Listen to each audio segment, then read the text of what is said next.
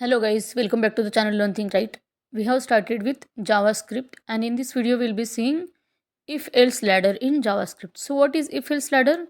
We are continuously checking for some conditions. If one condition fails, you are going to check some other condition. If that also fails, we are going to check some other condition, and if that also fails, we are going for next and so on. So until all conditions are done, we are keep on checking on conditions. And how we are checking? First, we are checking first condition with if, and if that condition fails with else if that condition fails with another else if, and so on. So this is the format of writing if else statements, if else ladder. Now here I'm taking one variable, that is where marks, and assigning value, suppose 85. I'll check with all possibilities. I'll explain how all possibilities work.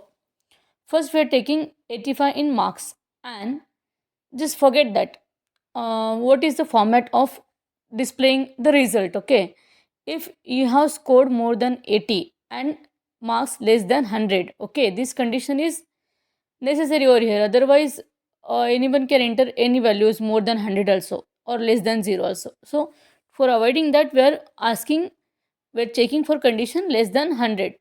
If suppose someone is scoring more than 80, it's a distinction. If someone is scoring more than 65 and less than 80, that is a first class. Then for the condition with greater than 55 and less than 65 is a second class. Then next, marks greater than 40 and less than 55 is just a pass.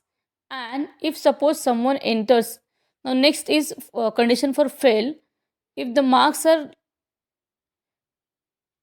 greater than or equals to 0 and are less than 40, in that case a person is fail. Now next, what if someone enters marks more than 100 or less than 0? That also you have to handle. So this is a kind of handling errors. Okay, so errors are not like only syntax errors. There are some things that you have to be careful while writing a program. So this is about handling all the situations. Now if suppose I have assigned 85, so let us see what will be the grade of that person. It's a distinction. Now if suppose I assign value 66, so what will it be?